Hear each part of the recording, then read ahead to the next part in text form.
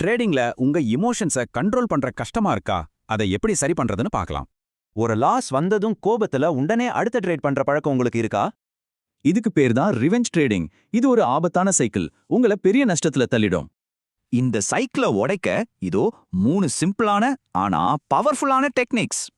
அது என்னென்னா 10 செகண்ட் மூச்சு பயிற்சி, லாஸ்க்கு அப்புறம் பிரேக், அப்புறம் டெய்லி ஜேர்னலிங். முதல் டெக்னிக் 10 செகண்ட் மூச்சு பயிற்சி. இது ரொம்ப சிம்பிள். ட்ரேட் பண்றதுக்கு முன்னாடி ஒரு 10 செகண்ட் ஆழமா மூச்சு விடுங்க. இது ஒரு தப்பான முடிவை தடுக்கும்.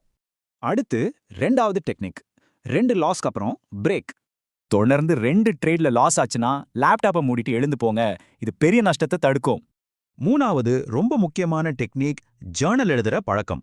ஒவ்வொரு நாளும் நீங்க செஞ்ச தவறுகளை, உதாரணத்துக்கு ஃபோமோல என்டர் ஆனேன்னு இப்படி எழுதுங்கள். நீங்க செஞ்ச தப்ப நீங்களே படிக்கும்போது அதை திரும்ப செய்யறதுக்கான வாய்ப்பு ரொம்பவே குறையும். சோ இந்த எல்லா டெக்னிக்கும் ட்ரேடிங்கோட ஒரு கோல்டன் ரூலுக்கு தான் நம்மள கொண்டு வருது. அது என்னன்னா டிசிப்ளின்ங்கிறது பிறக்கும் போதே வர்றது இல்ல. அது ஒரு ஸ்கில். டெய்லி பிராக்டிஸ் பண்ணி நாம தான் அதை உருவாக்கிக்கணும். அப்போ எப்படி டிசிப்ளினை வளர்த்துக்கிறது?